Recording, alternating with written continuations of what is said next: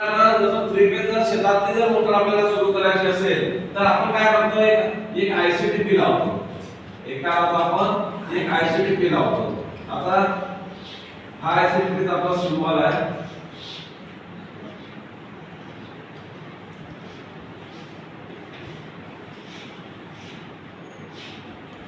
हा connection diagram, हा काय कनेक्शन डायग्राम.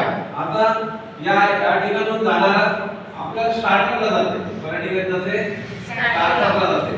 जसं आता हे स्टार्टर आहे, समजा या स्टार्टर मध्ये तीन टर्मिनल असतात, इनकमिंग आणि आउटगोइंग. ठीक आहे, म्हणजे या आयसीटी हे जे आपल्या आयसीटीपी आहे, या आयसीटीपी मधून जे थ्री फेज सप्लाय निघत, हा थ्री फेज सप्लाय आपला स्टार्टरला जाईल. या स्टार्टर मधून तिन्ही वायर आहे आपले, तीन वायर आपण स्टार्टरच्या इनकमिंगला देऊ. त्याला आपण नाव म्हणतो, याला L1, याला L2, याला L3.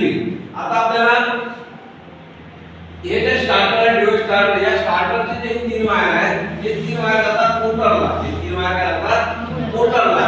आता हे जे तीन वायर मोटरला जातात, समजा या पद्धतीने आपण जर या ठिकाणी मोटर काढली, ही झाली आपली मोटर.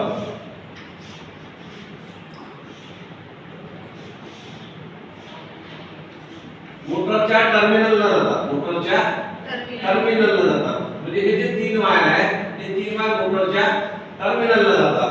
म्हणजे आपण काय करतो, मेन ऑन करतो. मेन ऑन केल्यानंतर सप्लाय आपला स्टार्टरला जाते. स्टार्टर आपण ऑन करतो. स्टार्टर ऑन केल्यावर आपली मोटर काय जाते, सुरू जाते.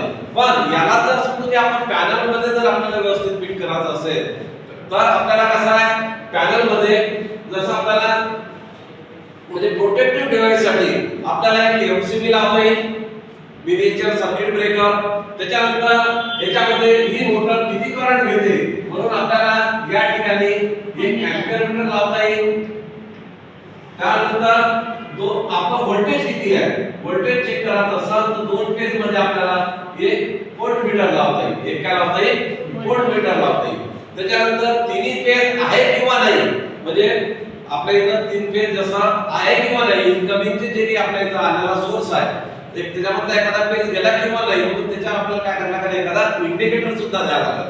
म्हणजे तीन फेजचे तीन काय द्यावा लागेल, इंडिकेटर. जेणेकरून आपल्याला काय होईल, लगेच लक्षात येईल का आपल्याला आपल्या इथला तिन्ही फेज बरोबर आहे, काही फेज डीम आहे, काही फेज गेलेला आहे. म्हणून याचा जर आपल्याला जर समजा पॅनल करायचं असेल तर ते पॅनल काय करायला लागेल, आपल्याला एका बॉक्स